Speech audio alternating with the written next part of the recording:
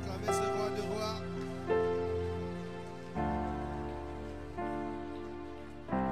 Nous allons prendre ce petit moment pour adorer le Seigneur. Dis-lui, Seigneur, merci pour ton salut. Merci pour ta parole. Merci pour tes bienfaits.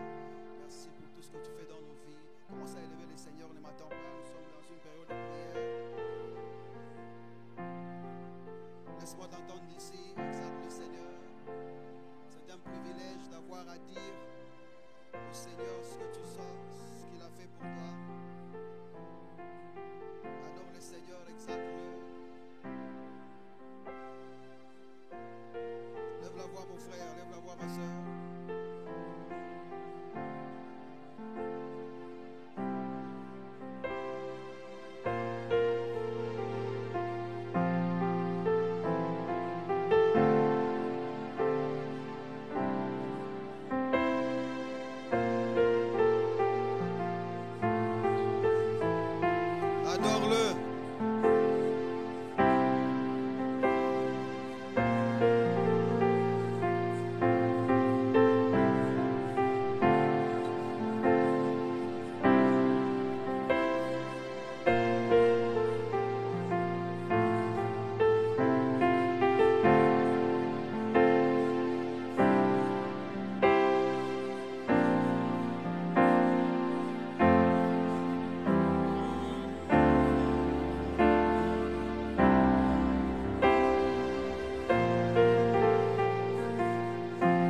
Prends ton temps, adore le Seigneur.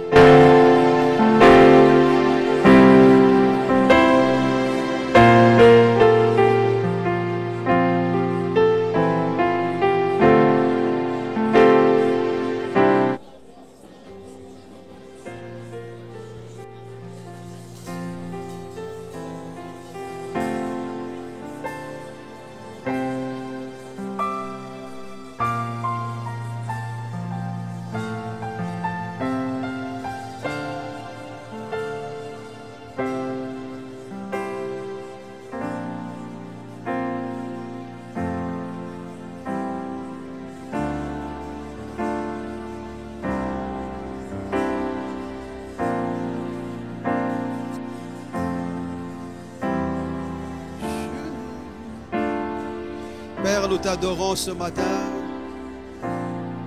T'exaltons au grand roi. T'exaltons notre Seigneur. Merci au Père de gloire pour tes faveurs, tes grâces. Merci pour ton salut sur nos vies. Merci Jésus pour tes consolations. Merci pour ta présence dans nos vies. Merci Seigneur parce que chaque jour tu nous rappelles de ta présence en nous. Merci au Père de gloire pour mon frère et ma soeur qui se donnent la peine d'être en ces lieux chaque jour et chaque fois. Je prie aussi pour ceux qui sont en route au Père de gloire. Accepte qu'ensemble, que nous puissions grandir dans cette parole. Merci pour ta parole qui abonde au milieu de nous. Merci pour l'esprit de compréhension, d'entendement, Seigneur, que tu nous donnes. Et surtout, merci pour ta sagesse qui est au milieu de nous. Seigneur, nous prions que ce matin, que tu diffuses ta parole dans nos cœurs. Et qu'au moment où nous allons lever le voix, Seigneur, pour nous adresser à ces situations, que le déménagement et les déplacements soient effectifs au nom de Jésus-Christ.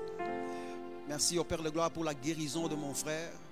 Merci pour la santé divine que tu actives dans nos vies journalièrement.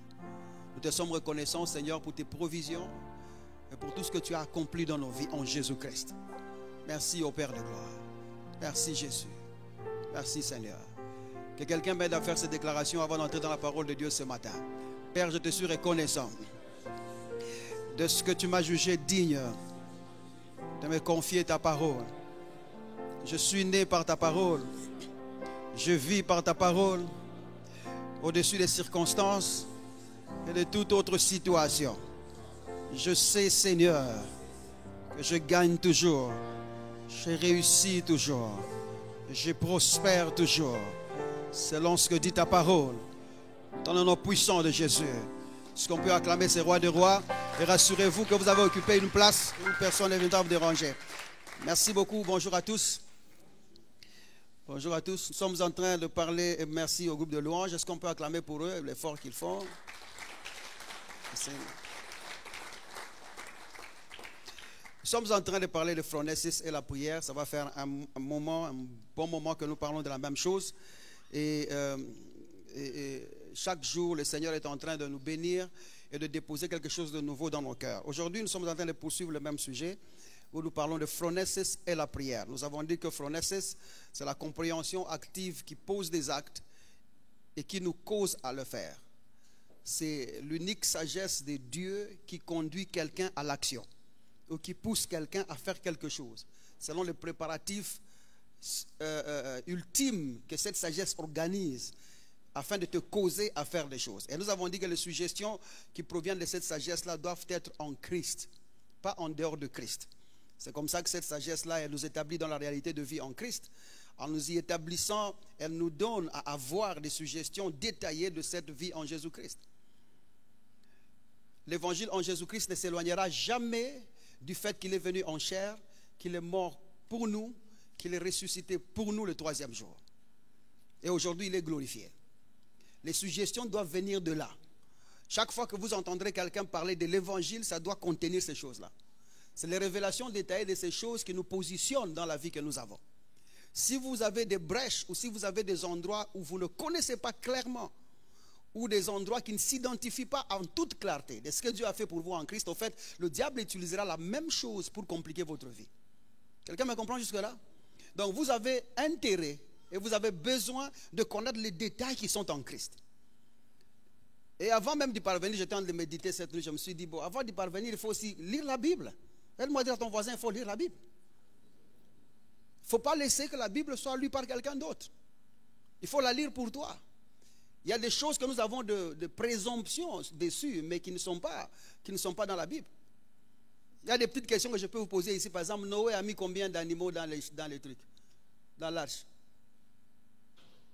Il a mis combien d'animaux dans l'arche? Hein? 2. Hein? C'est 2. Vous avez lu ces 2. Vous avez déjà lu? Quelqu'un vous a expliqué ça, mais vous n'avez pas lu par vous-même. C'est 7 paires de chaque. Ce n'est pas 2. Toi, tu as lu, hein? Je ne sais pas que tu bouges la tête. Donc, tu n'as pas lu. Il y a des choses comme ça qu'il faut aller vérifier par toi-même. Et je peux en faire toute une liste. Toute une liste de choses que je suis sûr que vous n'avez jamais lu par vous-même, mais que quelqu'un vous a expliqué. Et je pense que chaque jour, je vais commencer à apporter une chose. Comme ça, on est clair. Allez voir. Allez voir par vous-même. Quand on vous dit, par exemple, que Samson c'est Delilah qui a coupé ses cheveux. C'est ça, non? Vous avez lu Delilah a coupé les cheveux de Samson. Il faut aller voir par vous-même. La Bible dit clairement que Delilah a permis à un homme d'entrer. Et c'est cet homme qui a bien coiffé le frère. Vous n'avez jamais lu ça. Et vous voyez, lis d'abord la Bible pour toi-même. Je parle à quelqu'un jusque-là. Et je comprends que c'est la défense dans laquelle nous sommes. J'étais hier dans une conférence où un bien-aimé tente de dédier un livre. Malheureusement, il m'a trouvé dans mes humeurs, je l'ai bombardé de questions. Et en fait, le compte là, bon, son père spirituel a dit, vous voyez, quand quelqu'un écrit les livres, ce n'est plus son problème. Vous allez lire ce qui est écrit. Quand vous écrivez un livre, nous passons de la responsabilité à la prochaine génération. Nous écrivons pour la prochaine génération. Et notre but à Metro Church, notre mission, c'est que les erreurs du passé ne puissent pas traverser chez nos enfants. Du moins, si l'évangile est passé par toi, que les enfants ne reçoivent plus la même chose que toi tu as reçu là. Il y a trop d'ambiguïté, trop de mélange, trop de perceptions des gens. Il faut qu'on nettoie tout ça pour qu'on laisse au moins à nos enfants la pureté de l'évangile de Jésus-Christ. Et quand vous avez la bénédiction ou la chance d'écrire quelque chose, rassurez-vous que ce que vous écrivez est doctrinalement correct. Pour que nous ne faillissons pas dans le futur. Bien-aimé, je l'ai trouvé là-bas, j'ai posé une question dessus. J'espère qu'il m'entend de toutes les façons. Il parle de la grandeur. Que Dieu a destiné tout le monde à la grandeur. Tout homme à la grandeur. Je lui pose la question, c'est quel homme? Et c'est quelle grandeur? Acheter des voitures? Acheter des maisons? C'est ça la grandeur. Vous êtes grand parce que vous avez une maison. Vous êtes grand parce que vous avez une voiture. Vous êtes grand parce que vous avez $1 million. Vous pouvez avoir de l'influence parce que vous donnez les corruptions. C'est ça la grandeur. C'est quel homme d'abord qui est grand? De quel homme parlons-nous? N'importe quel homme. Prouvez-le par la parole de Dieu. Je connais le projet que j'ai pour toi. J'ai formé sur toi. C'est un projet de bonheur et non de malheur. Afin de t'accorder de l'avenir. Et le verset finit comment? C'est de l'avenir, quoi. Et de l'espérance. Et vous tirez un verset comme ça d'une manière slogante sans vérifier le contexte. La Bible là-bas dit qu'il a un projet pour nous et le projet s'accomplit en Christ. L'avenir là dont nous parlons, c'est l'accomplissement. L'espérance là-bas, c'est des choses espérées. L'accomplissement de ce que nous avons espéré. C'est le projet que Dieu a sur nous. Quelqu'un est avec moi jusque-là? Et toi et moi, nous avons donc accompli le projet que Dieu avait sur nous le jour que nous avons reçu Jésus-Christ comme Seigneur et Sauveur. Dieu n'a pas un projet pour toi pour que tu achètes des maisons. Sur l'agenda de Dieu, il n'y a pas un plan pour que tu achètes des voitures. Arrête de penser à ça. Il n'y a même pas un plan pour que tu aies des enfants. Parce que ça ne concerne pas Dieu. Il n'a rien à voir avec ça. Je ne sais pas si vous me comprenez. Ça va jusque-là? Ne me trouvez pas pour un démoniaque. Tout ça, il faut qu'on enlève les habitudes dans le cœur des gens. Et ça donne une mauvaise perception des choses en Christ. Et tout ce que ça crée, c'est la pression, c'est la dépression, hein? C'est les hypertensions, les hypotensions, des chrétiens avec des gastrites, des chrétiens, c'est quoi le souci, les problèmes me dépassent. Mais tu es en Christ avec des problèmes comme ça. Parce que tu penses que même Dieu te déçoit à cause du Dieu qu'on t'a peint là. Tu as vu, on t'a prêché un mauvais Dieu avec un mauvais fils dans des mauvaises actions. Que même l'autre, j'ai entendu un autre en train de dire que ça c'est une insulte. Que Dieu c'est la mort. Jésus c'est la vie. Expliquez-nous, parce que Dieu a travaillé dans l'Ancien Testament avec la loi, il tuait les gens. Dans le Nouveau Testament, Jésus travaille avec la grâce, il donne. Quelle ambiguïté. Si Dieu doit changer, dans l'Ancien Testament c'est un autre, dans le Nouveau Testament c'est un autre, qu'est-ce que nous faisons ici? Hein? C'est lui qui a fait déjà l'Ancien et le Nouveau Testament. Qu'est-ce qui va les bloquer de faire un autre? Il va changer encore. Il va faire encore un autre testament. Mais quand vous lisez la Bible dit que la loi est une interruption au plan de vie de Dieu avec les hommes. La loi c'est une interruption. La loi a empêché à Dieu de vivre avec l'homme comme il le vivait déjà auparavant. Et c'est à cause du péché que la loi a été donnée. Que les anges ont donné la loi à Moïse, pas Dieu. Dieu n'a pas donné la loi à quelqu'un. Bon, ferme-moi la parenthèse. Aide-moi à dire à ton voisin, ferme-moi la parenthèse. Fais en sorte que tu lises les Écritures par toi-même. Ne nous laisse pas lire ça pour toi. Ne me fais pas confiance pour les virgules de la Bible. Ne me fais pas confiance pour les mots de la Bible. Va aussi lire par toi-même. Dis à ton voisin, va lire par toi-même. Et je vois même ici, il y a des gens qui écrivent, ils ont les papiers, les bics, qui écrivent les versets et tout ça. Quand le culte finit, ils laissent les versets, les papiers là-bas. Et d'autres personnes, gloire à Dieu. Aujourd'hui, la Bible a été touchée. Depuis dimanche passé, ils n'ont pas touché la Bible. C'est ce dimanche en venant qu'ils ont touché la Bible. Ouvrez-la, c'est un bon livre. C'est le meilleur des livres du monde. Je vous dis bien, le meilleur des livres du monde. Ouvrez-le. Dans ces livres-là, il y a la vie. Et ouvre-le, étudie-le par toi-même. Bon, je referme cette fois-ci complètement la parenthèse. Donc maintenant, les suggestions là d'avenir de Christ, nous avons dit les suggestions détaillées de cette vie-là proviennent des choses que Dieu a fait pour nous en Christ. Et la deuxième des choses que cette sagesse nous octroie, ou cette compréhension nous octroie, c'est des affirmations qui boostent nos déclarations. Aussi, elle nous ramène à la conscience de la présence de Dieu dans nos vies, ou à la conscience de la fusion. Il n'y a pas de chrétienté sans la conscience de la fusion. C'est comme ça que nous avons dit, les affirmations que nous tirons de cette sagesse-là sont des affirmations qui nous amènent à l'homme en Christ. Je dis bien l'homme en Christ. Ce sont des affirmations de l'homme en Christ qui doit être saint, juste et glorifié. Cet homme-là, c'est celui qui est le bénéficiaire de ce que Dieu a accompli pour nous en Christ. Il nous a sanctifiés, il nous a justifiés et il nous a glorifiés. Cet homme en Christ-là, c'est là que poussent les suggestions en Jésus-Christ. Je parle à quelqu'un jusque-là. Et nous avons dit, bien évidemment, cet homme ne peut pas être possédé. Il ne peut pas être obsédé. Il ne peut pas connaître l'addiction parce que l'homme-là a été cloué avec son ancienne personne sur la croix de Golgotha. Il a été cloué il y a très longtemps. Et il est même mort. C'est lui qui est vivant aujourd'hui. C'est Jésus-Christ lui-même dans lequel nous vivons. Cependant, nous avons aussi dit qu'il y a des choses comme la pression, la dépression, l'oppression ou l'abattement. Ça, ce sont les états d'âme qui peuvent exister dans la vie d'un croyant. Je dis qu'ils peuvent. Ça n'a pas le droit d'être, mais ça Ça peut, parce que tout ça résulte de combien de la parole de Dieu tu connais ou de combien de la parole de Dieu tu ne connais pas. Tu es plus dans la pression ou dans la dépression selon le manque ou la quantité que tu ne connais pas. Mais plus tu connais la parole de Dieu, tu ne sauras plus, tu ne vivras plus la dépression ou l'oppression. C'est comme ça que nous avons lu en 2 Corinthiens chapitre 4, à partir du verset 8e, là où Paul est en train de nous expliquer ces états d'âme-là. Et il nous montre comment s'en sortir, tout en s'appuyant sur la doctrine en Jésus-Christ. En fait, il nous donne des portes spirituelles, comment sortir de ça. J'aimerais bien qu'on lise des textes ici, et puis on va revenir dans ce qu'on a prévu. 2 Corinthiens chapitre 4, à partir du verset 8e. Il dit, nous sommes pressés de toute manière, mais non réduits à l'extrémité. Dans la détresse, mais non dans le désespoir. Persécutés, mais non abandonnés. Abattus, mais non perdus. Le verset 10, il est bien. Il dit, portant toujours avec nous dans notre corps la mort du Seigneur Jésus-Christ, afin que la vie de Jésus-Christ soit aussi manifestée dans notre corps. Oui, Paul est en train de parler de dépression, de dépression qu'ils ont connues, lui et son équipe, pendant qu'ils étaient en train de faire l'œuvre. Et nous avons dit aussi, quel que soit ce que tu connais, que ce soit la dépression, que ce soit l'oppression ou que ce soit l'abattement, il faut noter une chose, que ce qui t'arrive là, il y a tes frères dans le monde ici qui ont connu la même chose et qui se sont bien sortis avec la parole de foi que tu as là. Ça méritait un bon amen, c'est ça, non?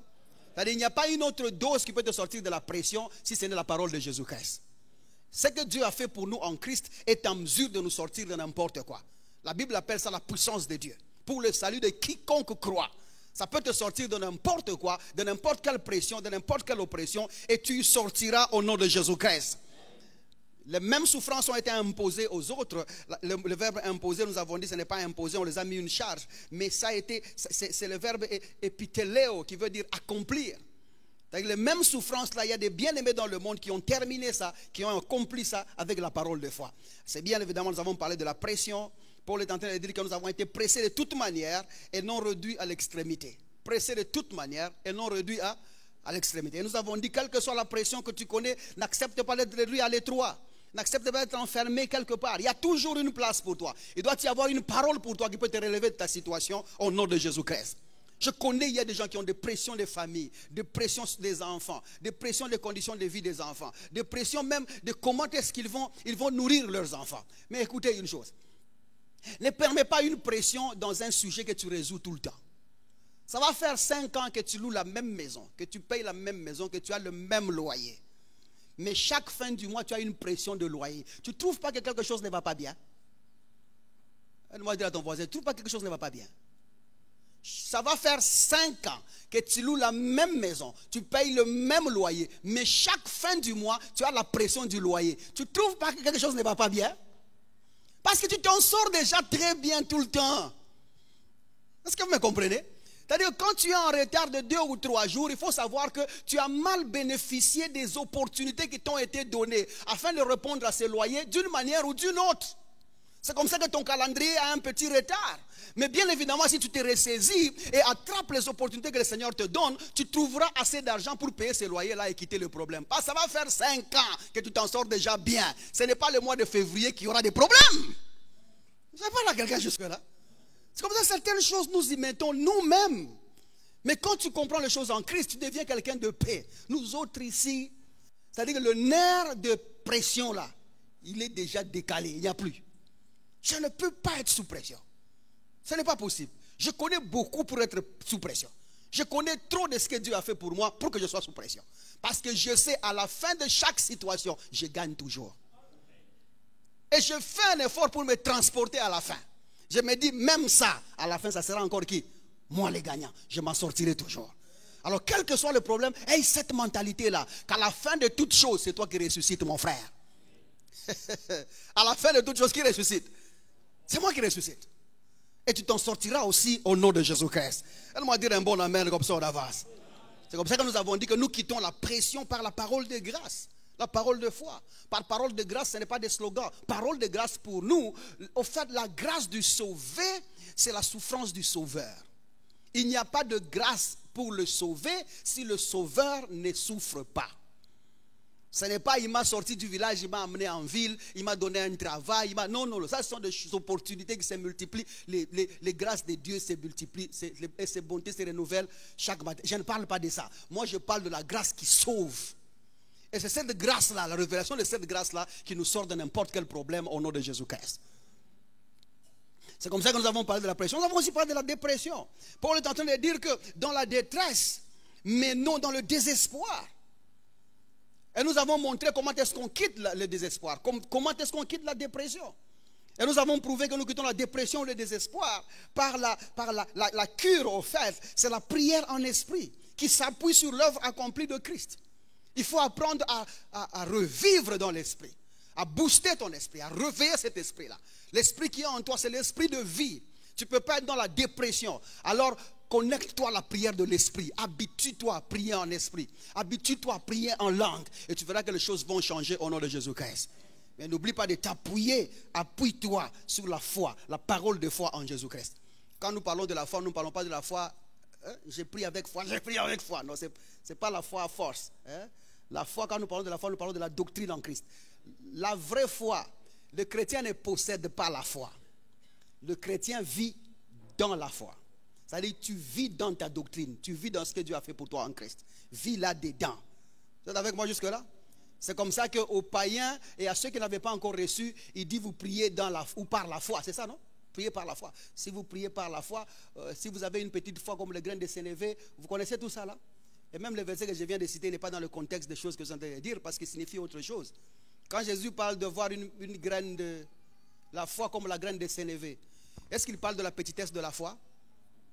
Il parle plutôt de la petitesse de la graine. Vous êtes avec moi jusque-là? Le problème, c'est la graine.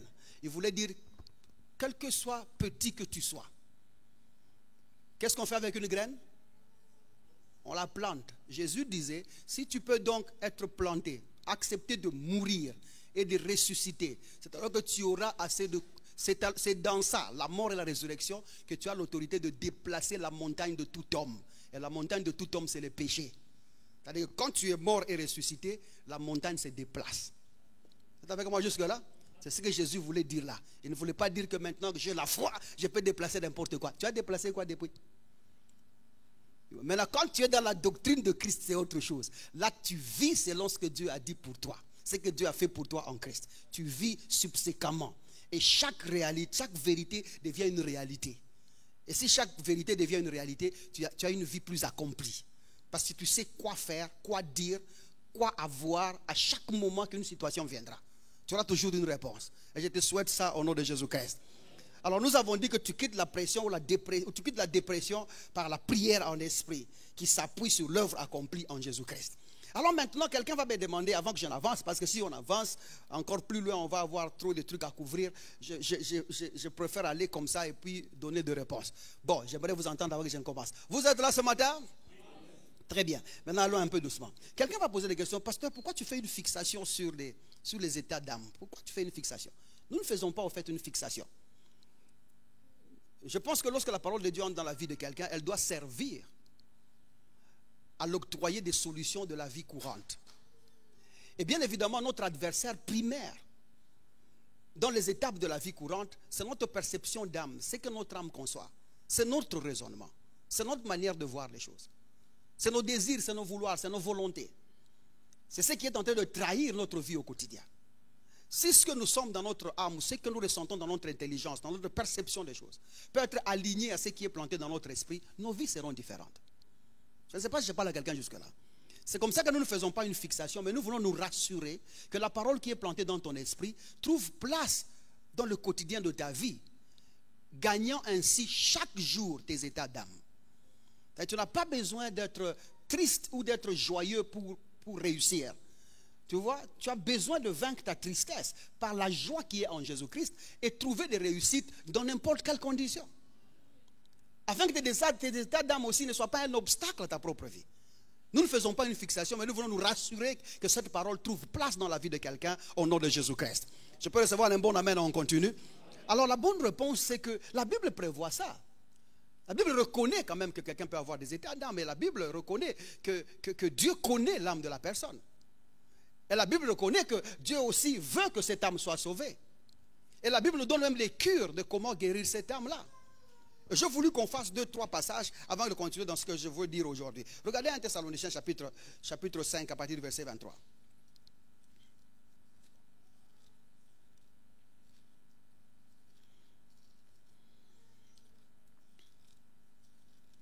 1 Thessaloniciens, chapitre 5. Il n'y a que 5 chapitres de toutes les façons. On peut commencer par le 23e. Il dit que le Dieu de paix vous sanctifie lui-même tout entier. J'aime bien le vocabulaire de Paul. Il dit que le Dieu de paix, nous parlons ici de quel Dieu? Le Dieu de paix. Le Dieu de Shalom là. Le Dieu qui vous a réconcilié avec lui-même. Le Dieu qui a déposé la paix entre lui et vous. C'est lui-même qui a initié ça. C'est lui-même qui a accompli ça. Pour que entre lui et toi et lui, qu'il n'y ait pas inimitié. Il dit que c'est Dieu-là qui est venu pour se réconcilier avec toi. Sommes dans le contexte de Paul ici. Il dit, vous sanctifie lui-même tout entier. À qui est la responsabilité de nous sanctifier? Dieu. Dieu, en créant la paix entre lui et toi, t'exempte de toute sentence qui pesait sur l'homme. C'est sa responsabilité. C'est Dieu qui te sort des choses qui pouvaient te conduire à la mort. C'est Dieu qui te retire de la sentence suprême qui pesait sur chaque homme. L'âme qui pêche, c'est l'âme qui mourra. Le salaire du péché, c'est la mort. Tout ce que la loi a prévu condamnant l'homme, c'est Dieu qui t'a sorti de là et t'habille avec lui.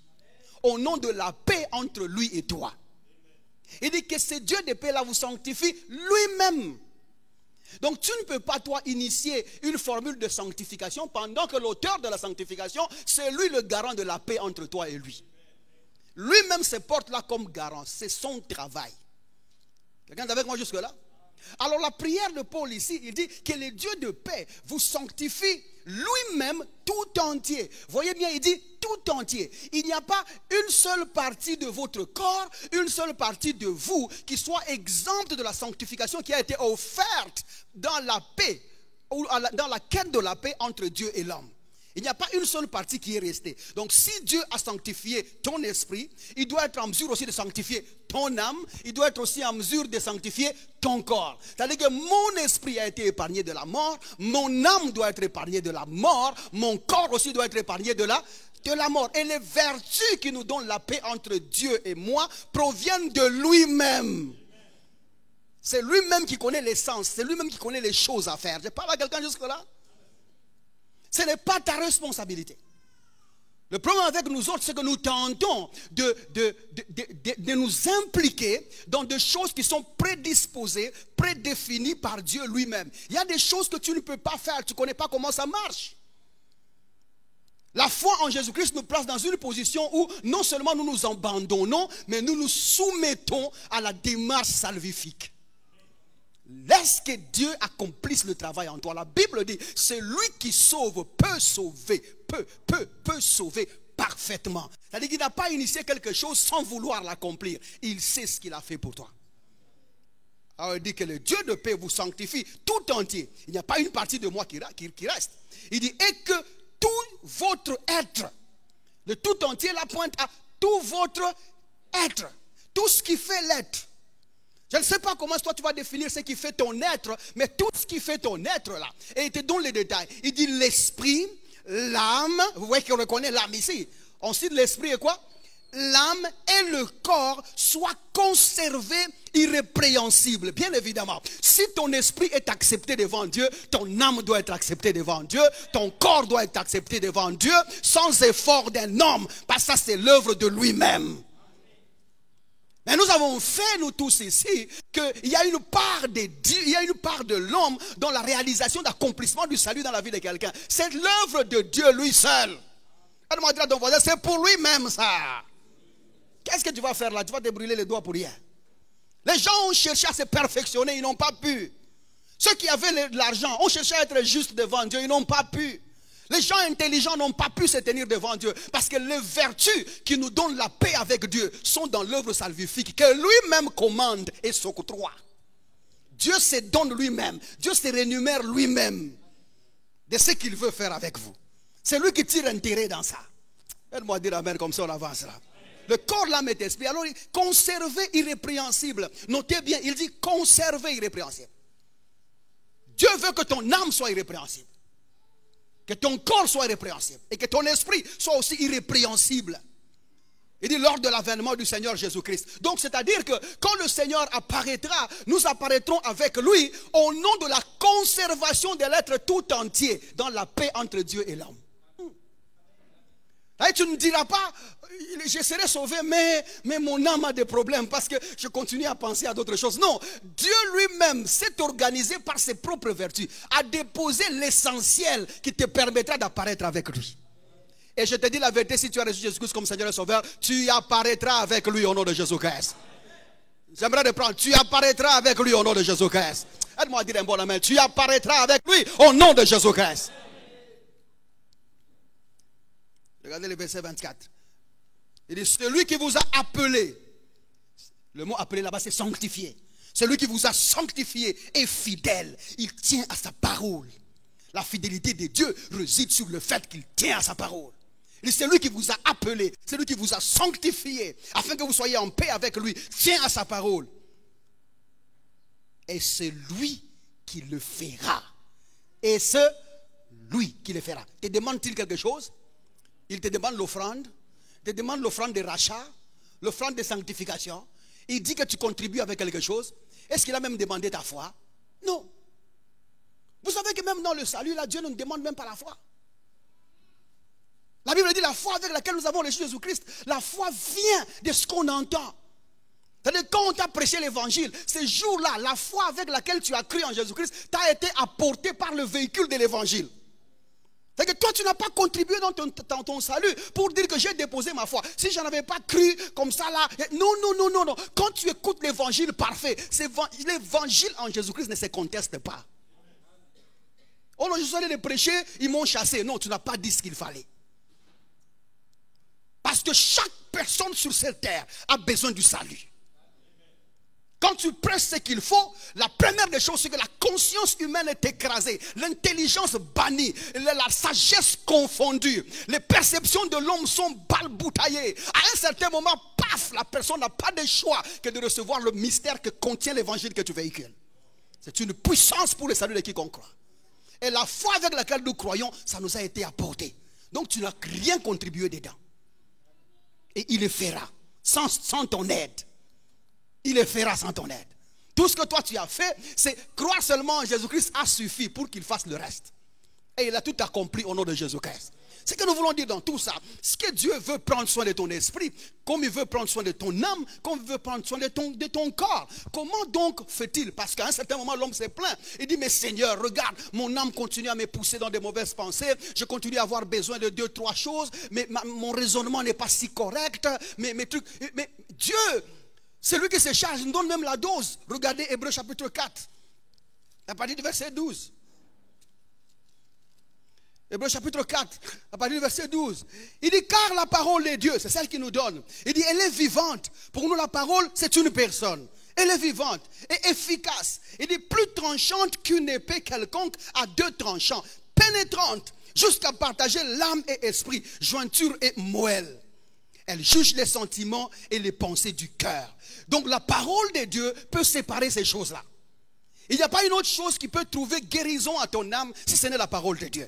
C'est comme ça que Jacques chapitre 1 verset 21, il dit, recevez donc avec douceur la parole qui a été plantée en vous et qui peut sauver vos âmes. La parole de Dieu, la parole en Jésus-Christ a des capacités de te sortir de tes états d'âme. La parole de Dieu le fait très bien. Ou la parole de Jésus-Christ le fait très bien. Quelqu'un me comprend jusque-là? Regardez ce qu'Hébreux chapitre 10, le verset 9e dit. Le verset 29e, pardon. Hébreux chapitre 10, le verset 29e. J'ai voulu faire ce petit tour ici pour que nous comprenions au lieu de penser que nous faisons une fixation. Parce que ce sont des choses qui sont dans la Bible. Verset 39. Il dit, nous ne sommes pas de ceux qui se retirent. Nous n'abandonnons pas. Il dit, pour se perdre. Il dit, mais de ceux qui ont la foi pour sauver leur âme. Nous possédons cette foi-là. Ce n'est pas la foi biceps. Nous parlons de la foi doctrine. Nous connaissons suffisamment ce que Dieu a fait pour nous en Christ. Nos états d'âme vont partir au nom de Jésus-Christ. Quelle que soit la manière dont tu raisonnes, quelle que soit la manière dont tu penses, si ça ne relève pas en Christ, aussi longtemps que la parole de Dieu a été plantée en toi, ou l'œuvre de la croix est instaurée en toi, tes états d'âme finiront au nom de Jésus-Christ. Je parle à quelqu'un jusque-là. Vous savez quoi? Je te vois être un chrétien digne du nom. Pas seulement un chrétien par mouvement, mais un enfant de Dieu qui sait tenir. Un enfant de Dieu qui sait vivre. Un enfant de Dieu sur qui le monde peut compter. La Bible dit, le monde attend avec un ardent désir la révélation des enfants de Dieu. Ou la révélation des fils de Dieu. Ils ne se révèlent pas parce qu'ils ne se connaissent pas. Ils ne veulent pas se connaître parce qu'ils se reprochent de leur état d'âme. Ils se reprochent de comment leur âme n'est pas alignée avec ce qui est dans l'esprit. Mais si nous pouvons amener la parole de Jésus-Christ, guérir tes états d'âme, tu seras l'homme que le monde cherche au nom de Jésus-Christ. Et j'annonce déjà que tu es la solution pour ta génération au nom de Jésus-Christ. Alors maintenant, il faut qu'on continue dans ce que nous avons dit. Donc maintenant, l'âme étant le siège de la volonté, des désirs et des émotions ou encore de la raison, il est important que la parole de Dieu passe par là. Et c'est comme ça que si quelqu'un a été longtemps ou une longue période dans la pression ou dans la dépression ou dans la détresse, parce que c'est trois choses dont nous avons parlé jusque-là, c'est ça, non?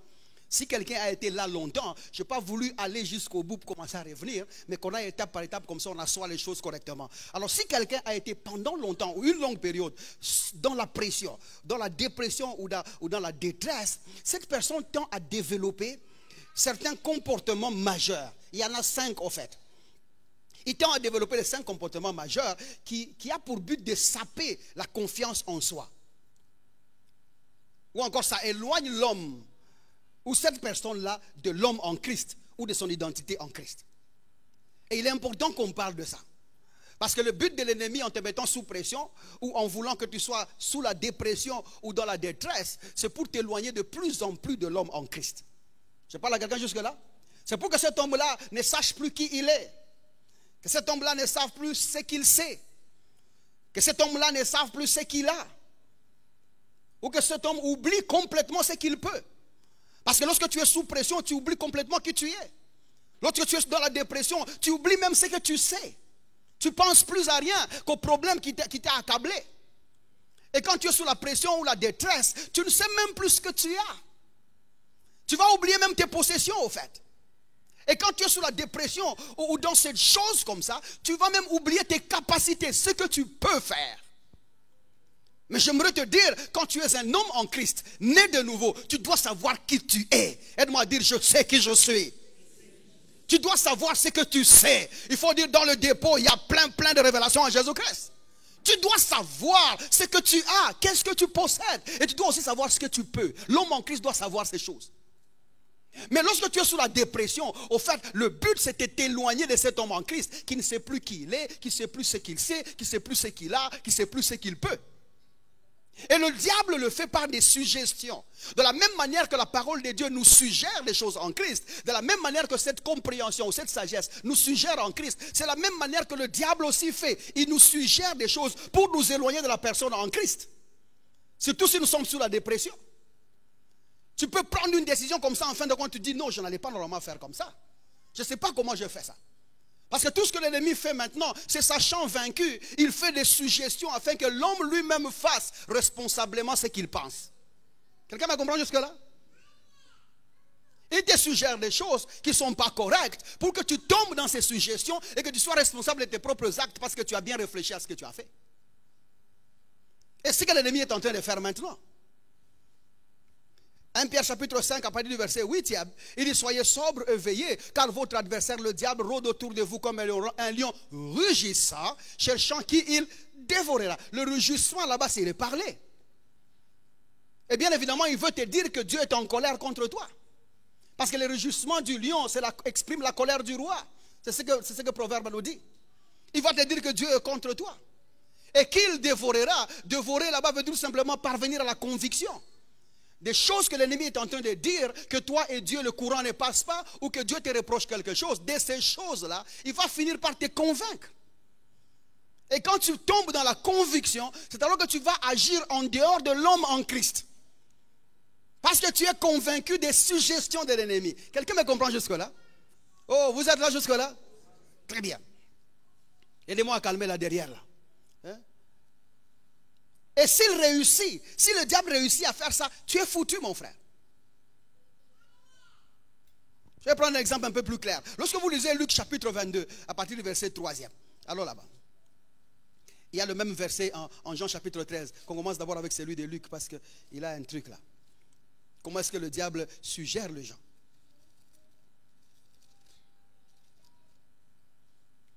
Luc chapitre 22. Regardez le verset, on peut commencer au verset 1er.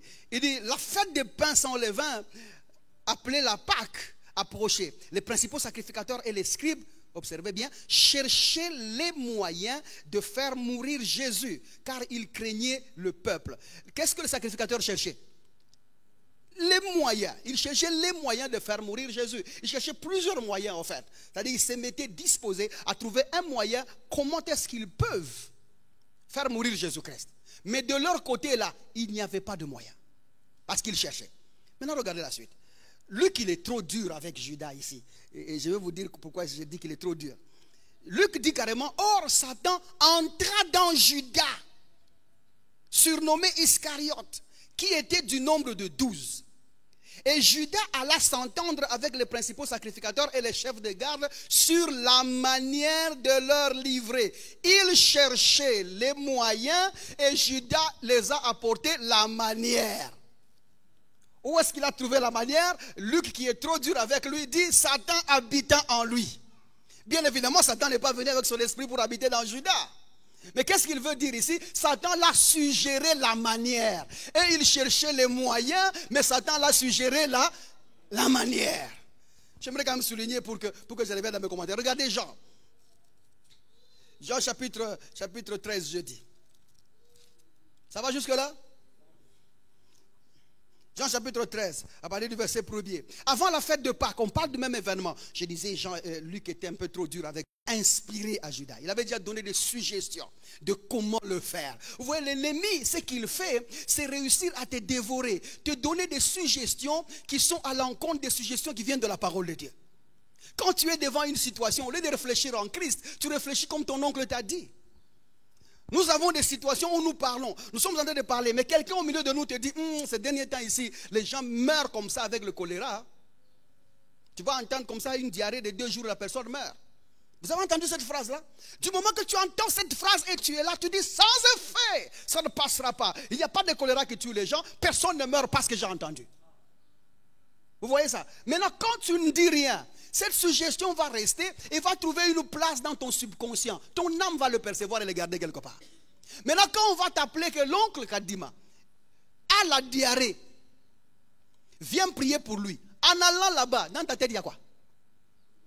Ces derniers temps, les gens meurent avec le choléra. En arrivant là-bas, tu vas déjà dire, est-ce qu'il y a les masques? Est-ce qu'il y a les gants? Quand c'est lui qui doit me sortir de la maladie, à prendre des précautions sur la maladie. Donc la maladie est mortelle, elle est vraie. C'est ça, non? Il vient me sauver en se protégeant lui-même. Donc quand tu fonctionnes en Christ, tu ne te protèges pas en sauvant les autres. Tu y vas.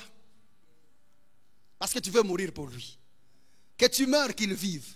Quand nous allons prier pour les gens, nous allons mourir pour que vous vivez. Et si tu es un homme de Dieu, tu n'as pas cette perspective, ne va pas prier pour les gens. Quand tu vas prier pour quelqu'un, va dire, moi je veux changer ma vie pour lui. Vous êtes avec moi jusque-là? Moi je veux mourir pour. Et vous ne répondez plus. Maintenant, quand tu as pris une pensée comme ça, tu la gardes dans ta tête, elle va fonctionner. Ça, c'est ça une suggestion démoniaque. J'aime bien l'histoire de la résurrection de Lazare. Voyez comment est-ce que Jésus a été suggéré. Combien de choses Jésus a été suggéré sur la route? Combien de choses Jésus a été suggéré par la sœur de c'est qui encore? C'est Marthe. Hein? La sœur là. Combien de choses elle a dites?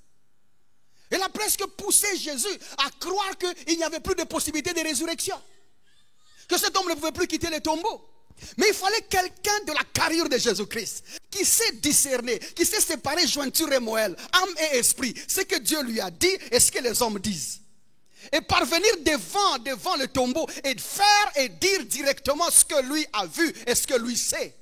Parce que la Bible dit qu'avant que Jésus ne vienne répondre, on lui a dit 2 jours avant. Il était en train de venir et la Bible dit que Jésus-Christ a dit on va aller demain. Mais il a dit cette maladie ne le conduira pas à la mort. Mais pourtant là-bas il était déjà mort. Et Jésus est resté 2 jours. La Bible dit c'est enfermé 2 jours. Parce qu'il devait comprendre qu'est-ce qui est arrivé à son ami Lazare. Quand quelqu'un meurt, il y a toujours 2 choses qui se passent. Soit la personne a accepté la mort, à ce moment-là il n'y a plus rien à faire pour lui ou pour elle. Soit la personne a été prise par une autre force. À ce moment-là on peut l'enlever de là. Quelqu'un est avec moi jusque là? Et Jésus dans sa prière, il résume la révélation que cette personne-là, c'est autre chose qu'il a prise, on peut le sortir de là. C'est la puissance de la maladie qu'il a prise, on peut le sortir de là. Et c'est comme ça qu'il arrive là-bas, malgré qu'il avait sa solution. Regardez comment ses sœurs ont commencé à parler. Parce que l'ennemi suggère toujours. Et quand tu écoutes les suggestions de l'ennemi, ces suggestions-là peuvent pousser en dehors les suggestions qui viennent de la parole de Christ. Parce que rappelle-toi, quand tu crois dans ce que Dieu a fait pour toi en Christ, c'est toi-même qui crois. C'est toi-même qui es sûr de ces choses-là. Mais quand tu écoutes les paroles des gens qui sont extérieurs, c'est plusieurs personnes qui ont accepté la même chose. C'est plus facile pour toi d'adhérer dans ce que les gens ont dit que de ce que Dieu a dit pour chez toi seul. Parce que quand tu es dans ton calme et dans ton silence et tu as une révélation de la parole, tu vois, tu n'es pas tellement si sûr jusqu'à ce que tu trouves quelqu'un qui dit la même chose. Mais Dieu veut que tu sois sûr que ce qu'il a fait pour toi en Christ est vrai et correct. Quelle que soit la situation que tu vis, quel que soit ce que tu traverses, revis au nom de Jésus-Christ. Revis au nom de Jésus-Christ. Reçois la vie au nom de Jésus-Christ. Refuse de mourir, refuse d'abandonner, refuse de délaisser, refuse de ne pas poursuivre, refuse de ne pas poursuivre et gagner. Parce qu'à la fin du film, c'est toi qui gagnes. Tout ce que tu vois aujourd'hui qui te fait mal au cœur, tu penses, ça te dérange, tu vois d'ici là, tu vas oublier. Parce que la grandeur de la victoire, la grandeur de la gloire ne peut pas être comparée à la souffrance présente.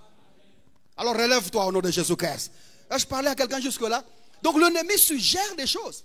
Et s'il réussit, si l'ennemi réussit seulement à interchanger les suggestions de Dieu avec ses propres suggestions, tu es foutu. Et parce qu'à ce moment-là, ton raisonnement sera affecté, saisi par ce que l'ennemi a dit, qu'est-ce que Jésus-Christ a dit. C'est comme ça que les gens tombent dans les états d'âme, parce qu'à ce moment-là, ce que Dieu a dit devient inférieur aux suggestions de l'ennemi. Et tu commences à avoir la gastrite. Parce qu'à un certain moment, tu arrives à un point où tu te dis, bon, il n'y a plus de porte de sortie. C'est comme ce que quelqu'un me disait qui est dans l'église. Il me dit, pasteur, vraiment, dans cette église, avec ce que vous dites là, on n'a pas de choix que d'adhérer dans ce que vous dites. Je dis, pourquoi? Tu dis, tu t'imagines, quelqu'un qui a dormi affamé, qui n'a même pas un franc, il vient à l'église. Et puis il t'entend dire, Dieu ne donne pas l'argent aux gens. Qu'est-ce que cette personne fait? Soit si elle dit tu te trompes, elle va arriver dehors, ce que tu as dit sera vrai. Mais si elle dit tu dis vrai, il y a des possibilités que cette personne redéfinisse sa vie et s'allie à des choses que Dieu a fait pour elle en Christ et obtenir des résultats. Et dit on n'a pas de choix. Et dit moi-même quand j'étais venu ici, je suis venu le jour où j'étais malade. Il dit malade sérieusement, j'avais des douleurs graves. J'arrive et vous avez dit Dieu ne guérit pas les chrétiens. Il n'y a pas un seul verset dans la Bible où Dieu guérit les chrétiens. Et la personne dit, moi j'étais malade. C'est vrai, il dit, moi-même j'étais malade. Et j'ai dit, Seigneur, qu'est-ce qui se passe maintenant avec mon état? Et en fin de compte, vous avez dit, mais Dieu a déposé dans le croyant la santé divine. Le chrétien n'a pas besoin d'être guéri parce que lui, il a la santé en lui. Il faut seulement activer cette santé-là. Et j'ai commencé à dire, si ce que cet homme de Dieu-là dit est vrai, la santé-là, tu actives, tu guéris. Il dit, avant que vous terminez votre sermon, j'étais déjà en bonne santé. Voilà ce que la parole de Dieu fait. Et ce que la parole de Dieu a accompli. Soit tu adhères, soit tu veux... Si tu veux qu'on fasse des spectacles, on va les faire. Nous sommes des spectacles. Nous connaissons même les mouvements. Nous connaissons même les mouvements. Tu vois, à l'époque, là, quand nous étions encore plus jeunes, là, quand nous faisions tomber les gens, nous tous, nous faisons les... Ouais, je tombe avec toi comme ça. Nous faisons ça. Tu vois, quand nous avons grandi, on a compris que non, ça ne sert à rien de faire tomber le corps. Il faut tomber l'homme intérieur. Là. Son processus de raisonnement, c'est lui qui a des problèmes. S'il y a un démon qui suggère des choses dans l'esprit de cette personne, c'est parce que l'esprit n'a pas la force pour essayer de se battre contre cette âme-là. Ou contre les suggestions de l'âme. Quelqu'un me comprend jusque-là? C'est comme ça que Paul tient. Regardez en 2 Corinthiens chapitre 10. 2 Corinthiens chapitre 10e. Il faut comprendre tous les livres de Corinthiens, au fait, ils parlent de ça.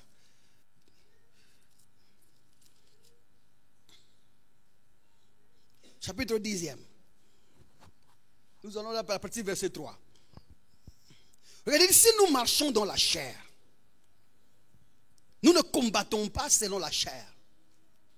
Si nous marchons dans la chair, nous ne combattons pas selon la chair. Notre lutte n'est pas charnelle. Mais elle est où? Il dit, car les armes avec lesquelles nous combattons ne sont pas charnelles, mais elles sont puissantes par les vertus de Dieu. Elles sont puissantes par les vertus de Dieu. Quelles sont les armes de Dieu qui sont puissantes? La révélation de Dieu en Christ. Il parle ici de la parole de Dieu qui est puissant, qui a des suggestions par des vertus de Dieu. Il parle de l'évangile ici. Allons dans la suite. Il dit pour renverser les forteresses. C'est quoi les forteresses? Il dit nous renversons le raisonnement. Les forteresses sont le raisonnement que nous renversons. Et tout auteur qui s'élève contre la connaissance de Dieu. Il y a des auteurs qui s'élèvent contre la connaissance de Dieu. Des suggestions ou des pensées, des raisonnements qui sont contre la connaissance de Dieu ou qui s'opposent à la connaissance de Dieu. Et c'est ce que nous renversons avec la parole de Jésus-Christ. Quelqu'un me comprend jusque-là? Il y a dans l'évangile des vertus qui peuvent renverser toute forme de raisonnement incompatible à ce que Dieu a fait pour toi en Christ. C'est-à-dire que tout ce qui s'élève dans ton état d'âme, tout ce qui t'élève dans ton âme et dans ton raisonnement, qui ne s'aligne pas avec Dieu, à ce que Dieu a fait pour toi en Christ, dans l'évangile, il y a des vertus pour les renverser au nom de Jésus-Christ. J'attendais un bon amen sur ça. Et cette parole qui a été plantée en vous est le puissante par les vertus de Dieu, afin de renverser les forteresses. Tout raisonnement qui ne s'aligne pas et tout ce qui s'élève contre la connaissance de Dieu. Il y a une révélation de Dieu que tu dois avoir. Et quand tu parviens à cette révélation de Dieu-là, et cette révélation de Christ, les choses dans ton âme, le raisonnement change au nom de Jésus-Christ. Et puis il continue. Et nous amenons toute pensée, bien évidemment toute pensée contraire à ce que Dieu a fait pour nous en Christ. Nous amenons toute pensée captive, nous les captivons. Et nous les amenons à l'obéissance de Christ. Observez, il ne dit pas à l'obéissance à Christ. Les pensées là, nous ne disons pas, toi tu dois obéir à Jésus. Tu dois obéir à Jésus, ce n'est pas comme ça. Nous amenons ces pensées là à l'obéissance de Christ. Vous avez la différence? À l'obéissance à Christ, c'est demander à ces pensées captives d'obéir à Jésus. Ce n'est pas ce que la Bible dit ici. La Bible dit que nous amenons ces pensées captives à l'obéissance de Christ. Il y a une obéissance qui est de Christ, qui n'est pas ton obéissance. Quelle est cette obéissance-là? C'est l'obéissance de Paul que Paul écrit aux Philippiens. Allons là-bas, tenez la main là-bas et puis on va rentrer. Philippiens chapitre 2. Regardez le verset 8. Regardez l'obéissance dont on parle. Et après s'être trouvé dans la situation d'un homme, il s'est humilié lui-même. Vous voyez l'obéissance? Il est d'abord devenu homme, se trouvant dans la situation d'un homme, et puis s'est humilié lui-même, se rendant obéissant jusqu'à la mort, même jusqu'à la mort de la croix. Qu'est-ce qu'on veut nous dire? Toute pensée captive que tu prends là, tu l'amènes captive à l'obéissance de Christ, tu l'amènes à l'œuvre de la croix. Tu les confonds à ce que Dieu a fait pour toi en Christ. Regarde, tu raisonnes que tu es ensorcelé, prends ça, amène ça à ce que Jésus-Christ a fait pour toi en Christ. Est-ce qu'un chrétien peut être ensorcelable? C'est comme la question que j'ai posée hier dans la réunion que nous avons là. Le bien-aimé parle de Jacob, il parle des gens, il dit non, tu vois, il peut y avoir des poursuites, tout ça. Je lui ai posé, j'ai dit, quel homme est poursuivable? Parce que nous ne laissons même pas un instant. C'est d'un temps, je ne peux pas me taire. Je ne peux pas permettre que quelqu'un commette des erreurs, je suis là. Je dis, c'est quel homme là qui est poursuivable? Quel esprit de poursuite poursuit l'homme qui a déjà, qui a vaincu la poursuite? L'homme en Christ n'est pas poursuivable. Parce que son adresse n'est pas connue. Quand vous le cherchez, vous ne le trouverez jamais. Vous mourrez en le cherchant. Vous n'allez pas le trouver. Parce qu'il est caché en Christ. En Dieu même. Il est caché avec Christ en Dieu. Personne ne le trouve. Il est à un endroit où personne ne le trouve. Pour que tu arrives à faire du mal à celui qui est en Christ, il faut avoir pris le même train avec lui. C'est ça, non? Si tu n'as pas pris le même train avec lui, tu ne le poursuis pas. Un chrétien n'est pas poursuivable. Les esprits de poursuite n'existent pas en Christ. Il faut arrêter avec ces trucs-là. Aide-moi à dire à ton voisin, ça n'existe pas. Ça n'existe pas. On te poursuit d'où vers où? Tu es tenté d'aller où? Parce que toi, tu es déjà arrivé. C'est ça, non?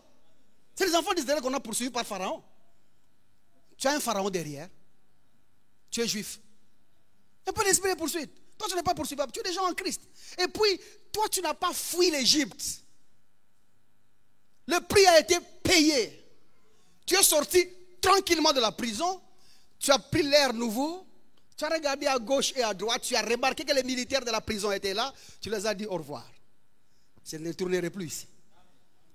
C'est comme ça que tu n'as pas de problème quand tu arrives en plein centre-ville et tu vois les policiers habillés de la même manière que les policiers de la prison. Tu n'as pas de problème avec eux. Tu sais que leur présence ici, ce n'est pas pour toi.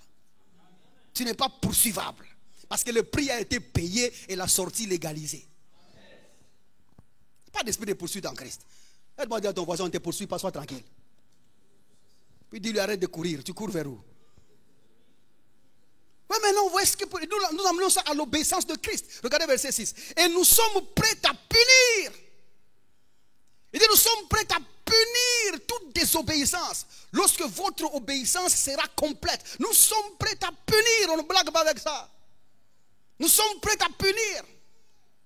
J'aime bien le mot prêt. Il dit d'abord nous sommes prêts. Le mot prêt là-bas c'est etoimos. Etoimos. Qui veut dire tout simplement être préparé à être prêt. Nous sommes préparés à être prêts à punir. Nous sommes des gens qui sont déjà préparés à être prêts. Nous ne sommes pas seulement prêts. Notre préparature est une préparation à être prêt. Ah. Mon français passe jusque là. Je n'ai pas trouvé un autre mot. Nous ne sommes pas seulement prêts. Nous avons été préparés à être prêts. Ne joue pas avec nous. Nous connaissons exactement les mouvements de l'ennemi. Nous connaissons exactement ce que le diable pense faire. Nous connaissons, avant qu'il ne pense à faire, nous avons déjà conclu son faire et nous avons annulé au nom de Jésus-Christ. La Bible dit, toute arme forgée contre vous est nulle et sans effet. Il dit, car je connais les forgerons. Je connais les forgerons. Rendre nul et sans effet, c'est-à-dire, on va te pointer l'arme, mais il n'y aura peut-être pas la gâchette. On va te pointer l'arme, mais il n'y aura pas peut-être des balles. L'arme te sera pointée, mais dis, tire maintenant qu'on voit. Parce qu'avant que tu ne finisses l'arme, nous l'avons condamné à l'échec. Nous nous connaissons avant tout. N'oubliez pas, votre Père anticipe les choses. Il n'est pas en train de réparer les choses. Avant que la chose n'arrive, il avait déjà fini ça. Tu es de celui-là, mon frère. Tu es de celui-là. Il ne faut pas être des gens qui paniquent tout le temps. Il ne faut pas être des gens qui paniquent tout le temps. Nous avons été préparés à être prêts. Notre préparation, c'est moi. Notre préparation n'est pas une improvisation. Nous avons été préparés à être prêts. Nous ne sommes pas arrivés là-bas par accident. C'est comme ça que Paul dit à Timothée. Il dit, efforce-toi. 2 Timothée chapitre 2 à partir du verset 15. Efforce-toi de te présenter comme un ouvrier. Un ouvrier. Ah bah, lisons un peu ça. Alors là-bas. Bon, je peux dire là. Efforce-toi de te présenter comme un ouvrier. Un ouvrier éprouvé. Éprouvé. Qui n'a point à rougir. Et qui peut droitement diviser les Écritures. Qui n'a point à rougir. Il dit éprouver. Éprouver, c'est-à-dire que tu as fait tous les examens du monde. Tu es avec moi jusque-là? Toutes les épreuves, les examens, tu as fait. Examen de première primaire, tu as fait. Deuxième, tu as fait. Troisième, tu as fait. Quatrième primaire. Premier doctorat, tu as fait. Deuxième doctorat, tu as fait. Quatrième primaire. Toutes les épreuves qui peuvent contester l'intellectualité de la sagesse divine là. Tu as tout réussi. Tu es un expert dans ces choses-là. Paul disait à Timothée, toi donc tu connais ces choses de ton enfance, tu connais les saintes lettres jusqu'à ton enfance, parce que tu les as appris de ta grand-mère. Il dit, ce que tu as appris là est en mesure de te rendre sage à salut. Nous, ce n'est pas seulement l'intelligence, nous sommes sages dans les choses en Jésus-Christ.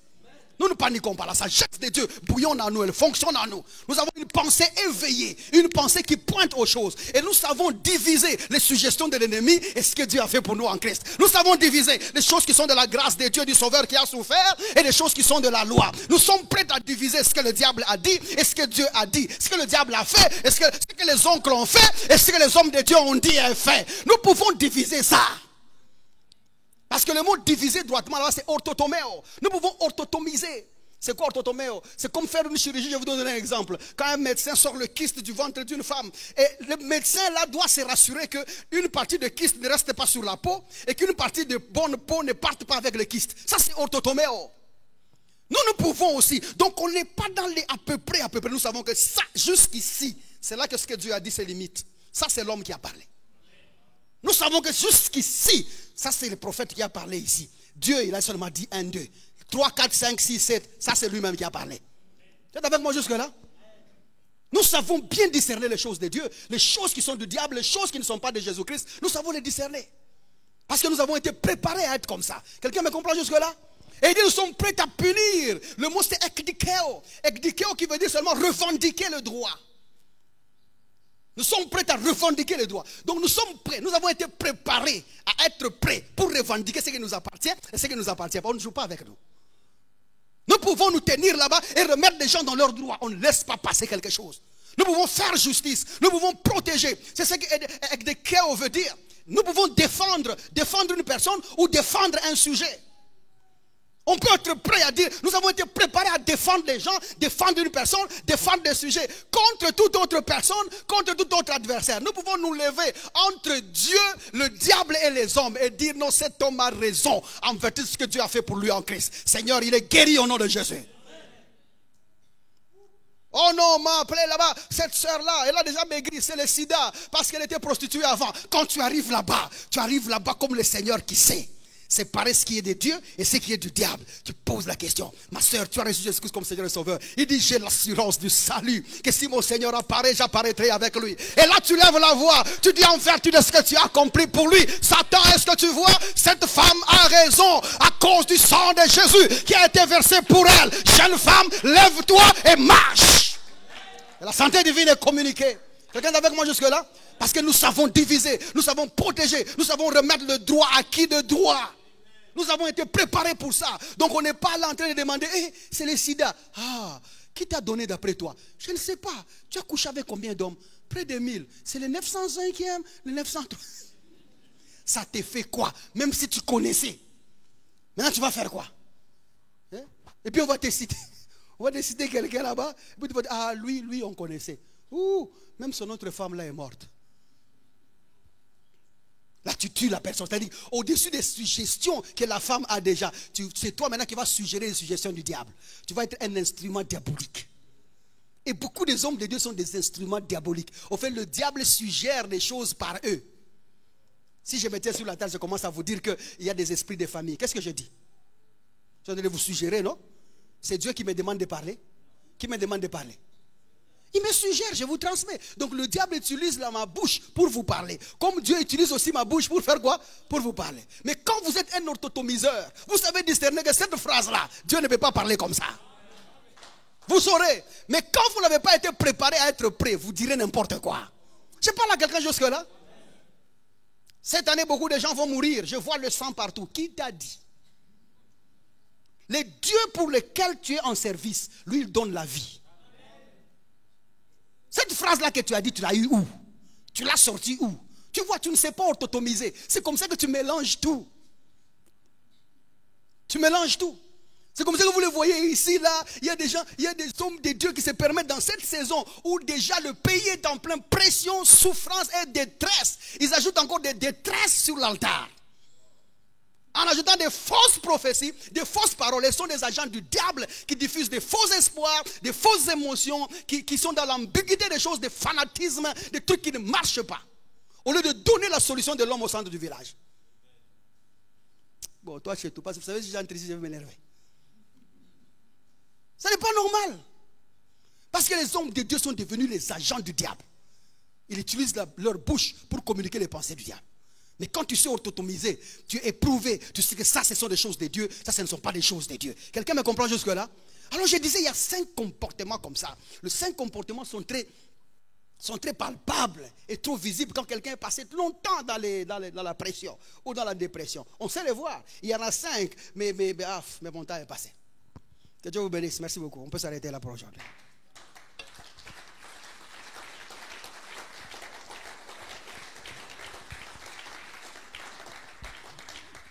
C'est avec regret que je dois arrêter.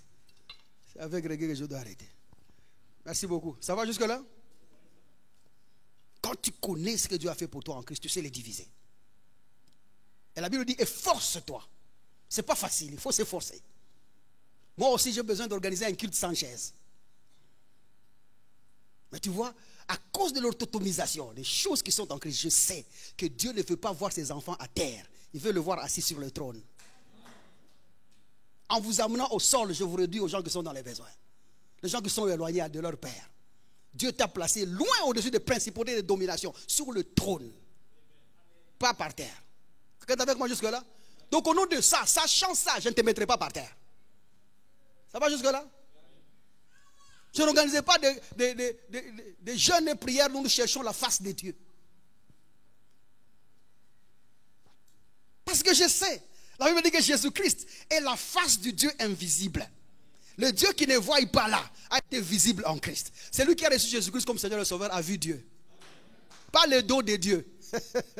Pas la moitié de Dieu. Tu as vu Dieu. Quelqu'un est avec moi jusque-là? Tu as déjà vu Dieu. Orthotomise. Ce que nous allons faire ce matin dans la prière, de 5 minutes que nous allons faire comme d'habitude, c'est une prière où tu essayes de sortir ce qui est de Dieu à côté et ce qui est de l'ennemi, tu les mets à côté. Et tu dis ce que Dieu a dit dans cette situation-là. Nous ne pouvons pas tout mélanger. Il est vrai que les médecins ont parlé. Il est vrai que ton oncle a ajouté. Il est vrai que ta tante qui est venue du village a constaté la même chose. C'est une autre tante qui était au village. Ça ne veut pas dire que tu es sous l'hérédité. Quelqu'un me comprend jusque-là? Parce que la Bible dit, et tous ceux qui l'ont reçu, tous ceux qui croient en son nom, il leur a donné le pouvoir de devenir enfants de Dieu, lesquels sont nés, non de la volonté de l'homme, non du sang, non du sang. Le jour que tu as reçu Jésus-Christ comme Seigneur et Sauveur, le sang a pris fin, l'hérédité a pris fin, les choses des familles ont pris fin. L'unique moment ou moyen par lequel nous mourrons de liens de famille, c'est lorsque nous mourrons en Jésus-Christ. Le lien de famille ne se brise que par la foi en Jésus-Christ. Si tu as reçu Jésus-Christ comme Seigneur et Sauveur, on s'en fout des liens de famille. Laisse-le lier. Enfin, ne le laisse pas. Va le prêcher Jésus-Christ. Et le jour que toi, tu as quitté cette famille-là en Jésus-Christ, tu as apporté un désordre dans leur lien. Quelqu'un me comprend jusque-là? C'est-à-dire que tu ne peux pas être liable. Ce n'est pas possible. Essaye de t'automiser. Je ne sais pas ce que les médecins t'ont dit. Je ne sais pas ce que ta tante t'a dit. Je ne sais pas les expériences que tu as, ce qu'ils t'ont dit. Je ne sais pas les suggestions que tu as eues. Mais aujourd'hui, nous voulons parler des choses qui sont en Jésus-Christ. Dis ce que Dieu a dit. Dis ce que Dieu a fait pour toi en Christ. Dis ce que les suggestions de Christ t'ont apporté. Quelqu'un me comprend jusque-là? Alors on acclame le Seigneur comme un vaillant soldat. Tiens-toi là où tu es. Nous allons prier. Récupère quelqu'un. Récupère quelqu'un. Acclame le Seigneur très fort. Le Seigneur très fort. Voilà. Cette diffusion a été sponsorisée par des frères et sœurs qui croient en l'avancée de l'évangile de Jésus-Christ et Jésus-Christ crucifié sans additif. Si vous désirez vous joindre à eux, veuillez nous contacter au +243 99 000 27 60 ou encore par email à l'adresse maître